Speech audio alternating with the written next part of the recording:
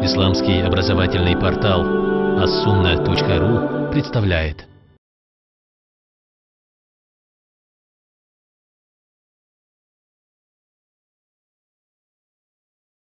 بسم الله الرحمن الرحيم. الحمد لله رب العالمين والصلاة والسلام على أشرف المرسلين محمد وعلى آله وأصحابه أجمعين. أما بعد. السلام عليكم ورحمة الله وبركاته. Уважаемые братья и сестры, хвала Всевышнему, который нас собрал тут для того, чтобы говорить о нравственности, для того, чтобы говорить о хорошем воспитании и создании хорошего духовного общества.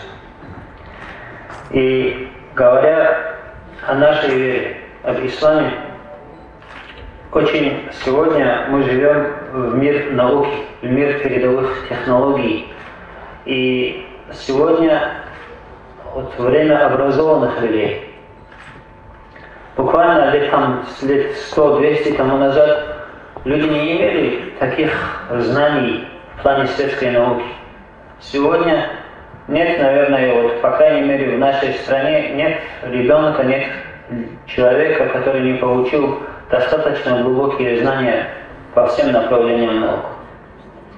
И если мы узнаем сегодня, что был один из ученых, который предсказал о вещах в науке, которые наука откроет спустя 5, 7 или 10 столетий, мы этого человека будем считать очень великим. А если более 10 столетий, то, естественно, он будет заслуживать в наших сердцах и в наших глазах максимальный авторитет. Я почему так говорю? Говоря о пророке Мухаммаде, говоря о нашем посланнике, те вещи, о которых он говорил в науке, начиная от биологии, химии, физики, астрономии и так далее, и те вещи, о которых говорил он тогда и сегодня открыла наука. Когда ученые провели параллель, оказалось, что таких фактов, которые впоследствии доказала наука подтвердила слова пророка Мухаммада, таких фактов более 3500, без преувеличения.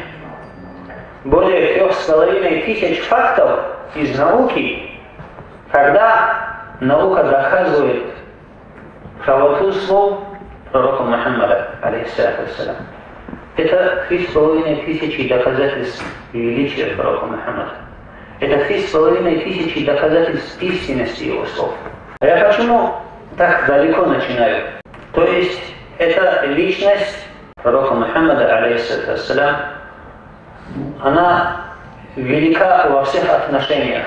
И эта личность пророка Мухаммада, алейхиссалату вассалям, сегодня историками признана самой великой личностью в истории человечества. И для нас, для мусульман, естественно, не может быть лучше примера и лучше образца, чем пророк Мухаммад, алейхиссалату вассалям. Даже не только мусульманам, любому здравомыслящему человеку не может быть примера лучше после того, как уже установлено историками и остальными людьми, что самой великой личностью в истории человечества был пророк Мухаммад, алейхиссалату вассалям. И когда мы говорим о пророке Мухаммаде, не только знаниями был велик пророк Мухаммад. Пророк Мухаммад был велик еще и нравственностью. И если кто-либо изучит жизнь пророка Мухаммада, алейхиссалату вассалям, вы найдете, что он ни разу за всю свою жизнь, из-за своих эмоций, из-за каких-либо амбиций, из-за каких-либо личностных интересов, за всю свою жизнь ни разу ни на одного человека голос не поднял. За всю свою жизнь. Ради правого дела, да. Я говорю, из-за своих личностных интересов ни разу вы не найдете за всю его жизнь ни одного случая. И если, опять-таки, вот изучая жизнь пророка Мухаммада, там есть очень много примеров, как пророк Мухаммад, алейхиссалям, отвечал на ненависть и злобу, как отвечал на ту, имеется в виду, на тот негатив, который по отношению к нему проявляли люди на протяжении десятка и более лет. И сегодня лучше всего, конечно, люди, имеется в виду, культуры, это самые чувствительные люди, которые чувствуют самые мелкие и самые тонкие вещи в психике человека. И вообще, насколько я понимаю, вот, культура, это как выполняет роль стимулятора в психике человека, роль стимулятора в его нравственности. Когда человек не имеет, допустим, каких-либо новых идей, человек видит что-либо прекрасное, у него появляются идеи, у него появляется воодушевление. В общем, насколько я понимаю, цель науки, то есть цель культуры, правильная цель, правильной культуры, заключается именно в стимулировании положительных эмоций и положительных качеств в нравственности человека. И на самом деле стимуляторы это хорошо, конечно, но любой врач вам скажет, стимулятор хорошего меру. Это отдельная большая тонкая наука, не будем туда входить. Но в общем, предназначение культуры, на самом деле, правильной культуры, это побуждать в человеке только лишь хорошее. Если, например, человек изучит труд Льва Николаевича Толстого, у него есть такая книга, называется «Что такое искусство?». Очень большой и очень тонкий труд. Я не думаю, что в мире у кого-либо из ученых или у кого-либо из классиков и писателей есть труд, который приблизился к этому труду. На самом деле он изучает и дает такую оценку искусству. Он говорит, искусство должно быть таким, который побуждает только лишь к благому. Не просто лишь искусство не должно быть просто лишь таким, который доставляет удовольствие. Он приводит пример. Из-за того, что человек получает удовольствие, всегда ли человек становится хорошим? Нет. Из-за того, что человек получает удовольствие, всегда ли человек становится хорошим? Далеко и далеко не всегда. Основная функция искусства и культуры в правильном понимании – это побуждение благого в человеке. И, естественно, на это должно быть нацелено, это должно быть нашей основной целью.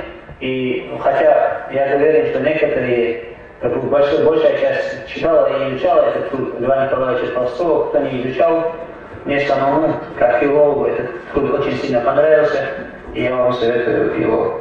И с вашего позволения, имеется в виду, хотел бы сделать маленький презент нашему уважаемому Хусейну Шахтемировичу и Лису Магомедовичу, эти две книжки, которые говорят об истории пророков.